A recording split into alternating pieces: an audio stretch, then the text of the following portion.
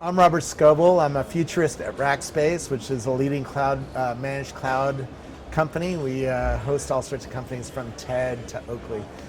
And I'm here at the Cards and Payments Show where I just gave a keynote. I sort of made a joke on Facebook that here I can order McDonald's and have it shipped or brought right to my mobile phone. I can't do that back home in the United States, even though McDonald's started in the United States. And that sort of is a hint that something is different here. Mobile centricity and the technology in Singapore especially is very, very high.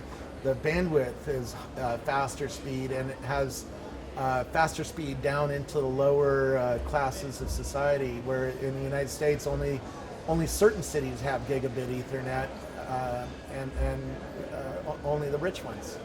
So something's different here, and that's just a little taste of it. I'm very excited to be here to study what's going on in the tech world and the startup world here in Singapore. Well, because the mobile phone is so strong here, I think you're seeing a lot of services from taxi companies to delivery companies who are using contextual technology.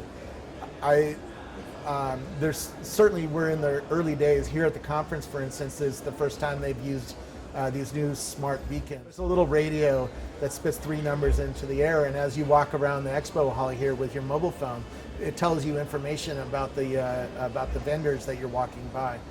And that's an example of what I'm starting to see in the startup world here with mobile phones. But you're starting to see health companies come out that are using wearables and using the mobile phone to study you in a new way. A lot of interesting innovations happening here in Asia, and I'm very excited to be here. In terms of growth, the largest Asian market is obviously China, and that's where you're seeing a lot of hardware companies come out of, including drone companies, right? DJI's in Shenzhen. You're seeing all sorts of new mobile phone companies like Xiaomi and stuff like that coming out of China. But don't underestimate Singapore. This small little country has a lot of startups that are coming out of here, and very interesting ones. So it's sort of a funny question to ask me, which one's going to grow bigger. You know, it's an unfair question because China has more than 1 billion people and has a huge internal market and has a government that's protecting it with firewalls and stuff like that. But Singapore is hitting above its weight class, as we call it in the United States. They're innovating faster here, and it's a market that's very connected and very supported by the government here. And so you're going to see a lot of fun things from Singapore.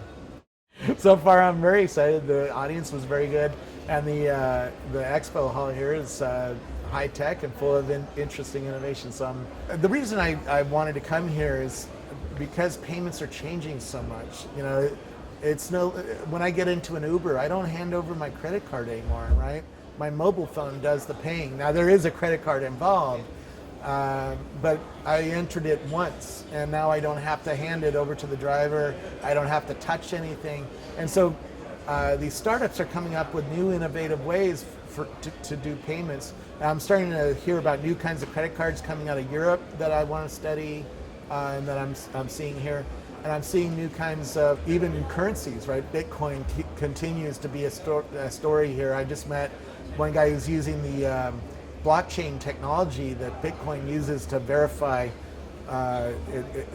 its value for security and for other things. So I'm seeing a lot of innovation here that has to do with payments and maybe isn't necessarily a bank, but I'm very interested in where the future is going.